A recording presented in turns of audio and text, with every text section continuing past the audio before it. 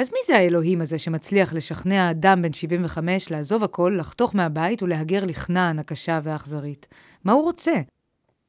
איזו מערכת ערכים מנחה אותו, ואיזו מערכת ערכים הוא רוצה שתנחה את אברהם?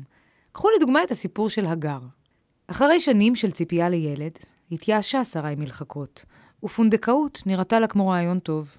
היא פנתה להגר, שפחתה המצרית הצעירה, ושלחה אותה לאוהלו של אברהם כדי להראות לו. הגר הרתה, ושרי, שקנאה בה על כך, החלה להתנכל לה. הגר הפכה להיות כל מה ששרי רצתה להיות ולא הייתה יכולה. הגר לא יכלה לעמוד כנגד שרי וברחה למדבר. אולי זו ההבנה לליבם של בני האדם, אולי יש לו תואר בפסיכולוגיה.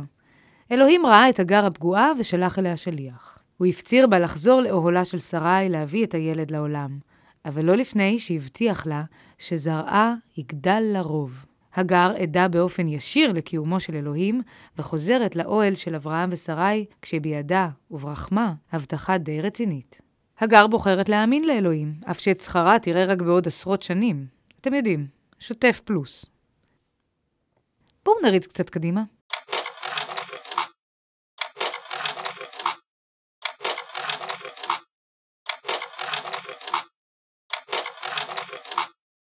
"13 שנים חלפו מאז שנולד ישמעאל.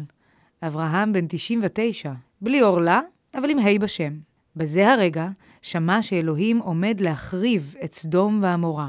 אברהם מכיר את אלוהים כבר 24 שנים.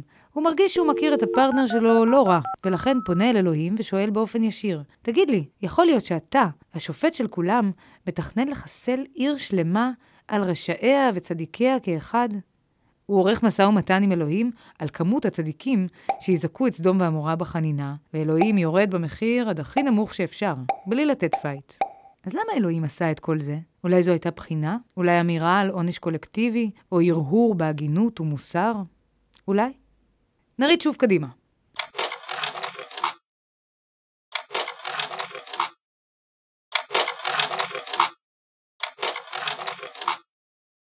אברהם, הגר, ואפילו לוט, שבסוף חולץ מסדום, מגלים שפעולותיו של אלוהים אינן שרירותיות. אלוהים הוא מנץ', הוא מצפה שכולם יהיו כאלה. בואו תראו.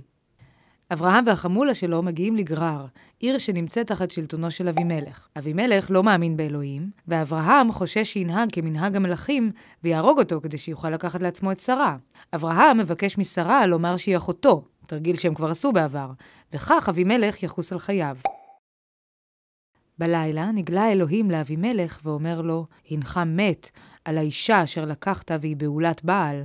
פונה אליו אבימלך ועונה לו, אבל לא ידעתי, עשיתי זאת בתום לב, בכל זאת תהרוג אותי? אלוהים חס על אבימלך.